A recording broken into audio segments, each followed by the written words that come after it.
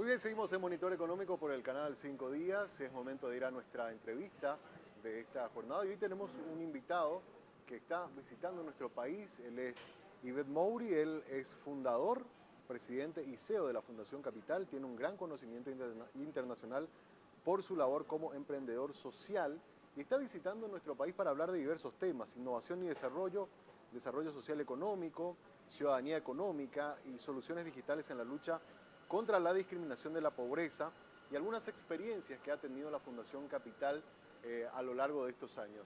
Es un gusto para nosotros poder tenerlo aquí en nuestros estudios. Presidente, muy buenos días. Gracias por recibirme, estoy muy contento de charlar con usted un momento sobre lo que estamos haciendo y lo que Fundación Capital hace a nivel internacional. Estamos en África y en América Latina en particular, y lo que hacemos específicamente en Paraguay. Entonces, yo encantado de contestar tus preguntas. ¿Cómo surge el viaje para visitar a Paraguay? ¿En dónde va a estar? ¿Con quiénes se va a estar reuniendo? ¿Y de qué temas va a estar hablando? Bueno, la verdad que ya estamos, son 4 días que estoy acá y estamos terminando esta visita, que hago con frecuencia visitas a Paraguay, y la terminamos esta tarde con una visita al ministro de Desarrollo Social. Hablamos con todos los actores o aliados nuestros, la CAF, Naciones Unidas, BID Lab y otros. Básicamente, interesa a la Fundación Capital el tema de inclusión financiera. Somos absolutamente convencidos de que sin un acceso a un sistema financiero de buena calidad, muchos pequeños empresarios, incluso personas naturales, tienen problema para desarrollarse. Totalmente. Acceso a servicios financieros, acceso a información de mercado en particular, acceso a fuentes de capacitación, acceso a fuentes de mentoring, acceso a capital de impacto, acceso a fuentes de capacitación. Ahora, todo esto son los temas que nos interesan, es lo que conjuntamente llamamos ciudadanía económica, sin la cual ningún país puede avanzar. O sea, y es particularmente importante en nuestra América Latina. Digo nuestra América Latina porque, a pesar del acento, yo acabo de pasar 35 años en América Latina. Es particularmente importante en países como los nuestros, en los cuales la informalidad económica es extremadamente alta. Creo que 60 o 70% de informalidad. 65 en el caso de Paraguay. En Paraguay, exactamente. 65 en Paraguay. Y esto porque a mucha gente, muchos pequeños empresarios informales, les falta un acceso a aquellos servicios que nosotros consideramos como evidentes. O sea, no tengo que preguntarle, señor, si tiene una cuenta bancaria, ¿no es cierto? O el plástico mágico, claro. Y seguros, seguramente, y posiblemente un crédito vigente, ojalá no demasiado, pero posiblemente, etcétera, etcétera. Seguridad social, protección social, seguramente. Todos estos servicios que nos parecen tan evidentes, que no lo son para todos. Entonces, es exactamente lo que Fundación Capital está haciendo. Somos creadores de bienes públicos. ¿Y ahí de qué manera la Fundación aporta? Porque, a ver, Paraguay, como bien mencionó, después de Perú es el segundo país con mayor tasa de informalidad en la ocupación laboral, ¿verdad? Sí. Y nuestras pymes, las pequeñas y medianas empresas, en todas las encuestas que hace el Banco Central mensualmente, dicen que el acceso al crédito es un gran problema para ellos, ¿verdad? Porque también está ligado con la cuestión de falta de información, ¿verdad? Entonces, las entidades financieras también, al tener poca información, son más restrictivos a otorgar créditos. Ahí en esa situación, ¿cómo la Fundación actúa como para encontrar el puente que permita bajar esas brechas que hay entre las entidades financieras y las empresas? Acá hay varios aspectos. El primer aspecto es que hay que trabajar simultáneamente, del lado de la oferta y del lado de la demanda. Exacto. La oferta de la banca y la demanda de clientes potenciales.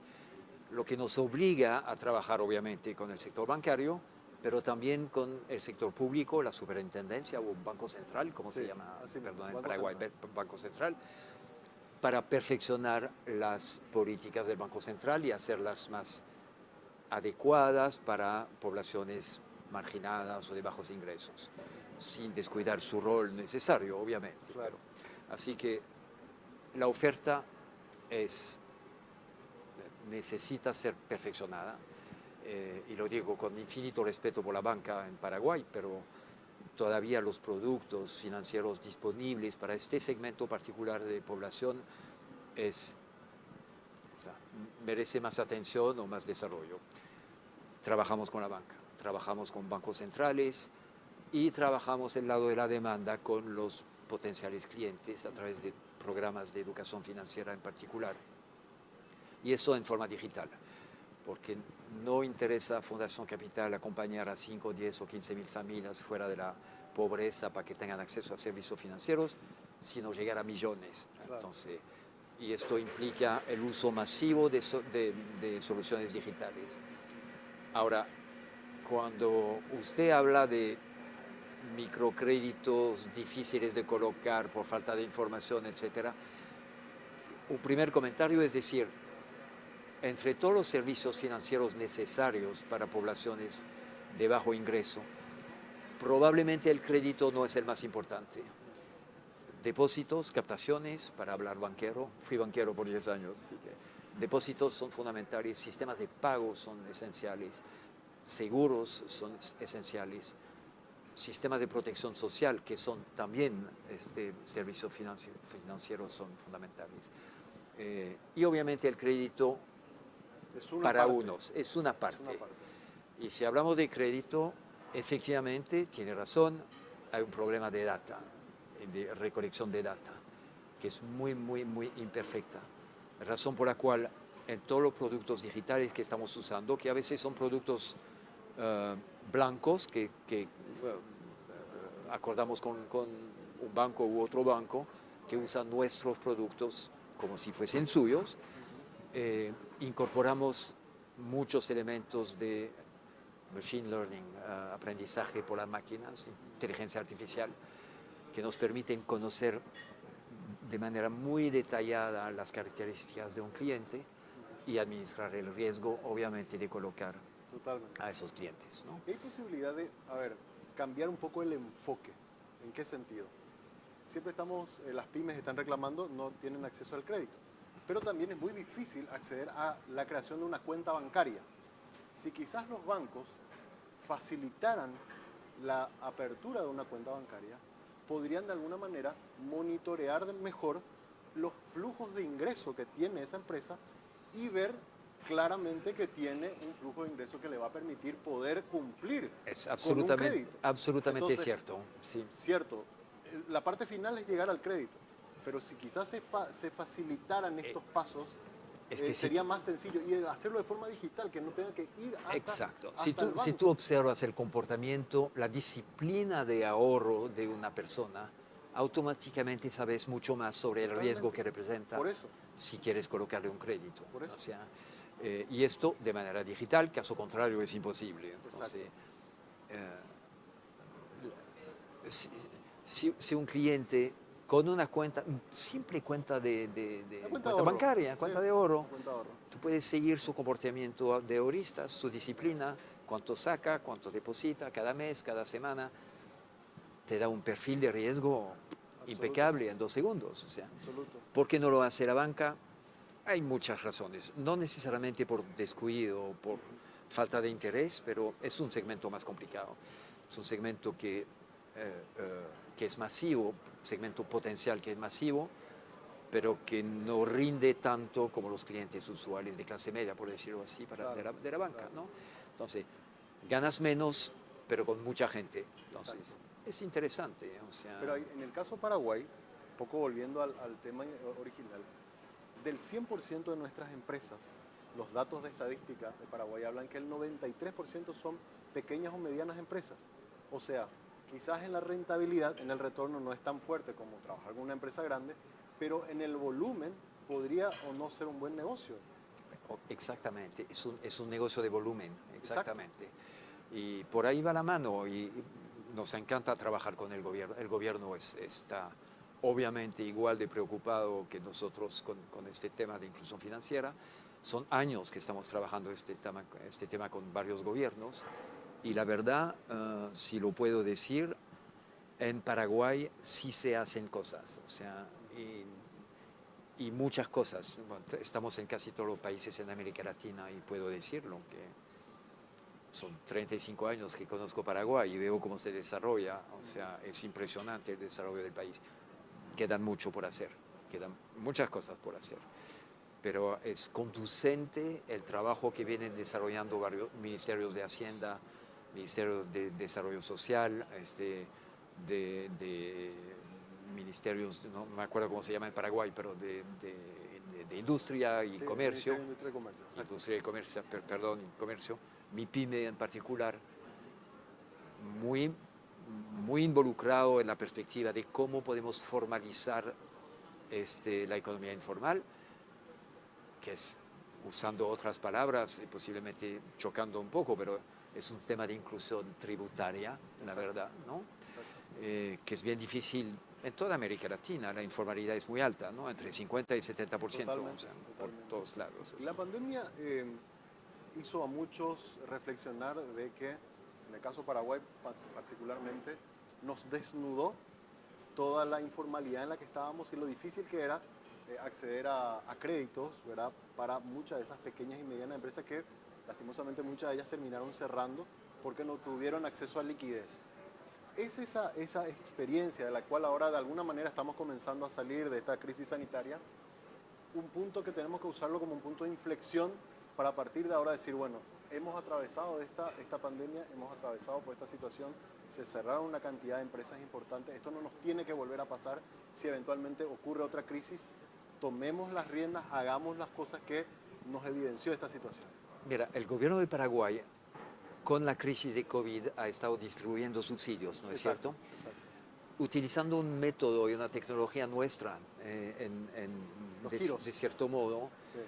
porque tuvimos un proyecto que ya no tenemos ahora, pero que incluso en Paraguay desarrollamos, de bancarizaciones de mujeres receptoras o beneficiarias de transferencias monetarias condicionadas, Exacto.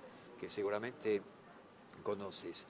Antes, hace una docena de años, esas transferencias, subsidios públicos explícitos Sí, a sí, sí. familias pobres, se hacían en efectivo, Claro. de la mano a la mano.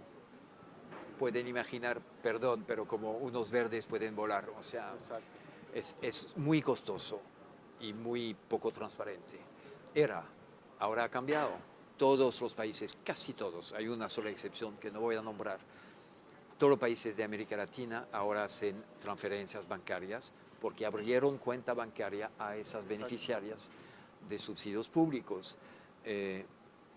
Ganan los gobiernos porque los costos operativos se derrumban, gana la banca porque plata que está debajo de los colchones aparece en el sistema financiero y ganan las mujeres beneficiarias porque paulatinamente tienen acceso a otros tipos de servicios financieros.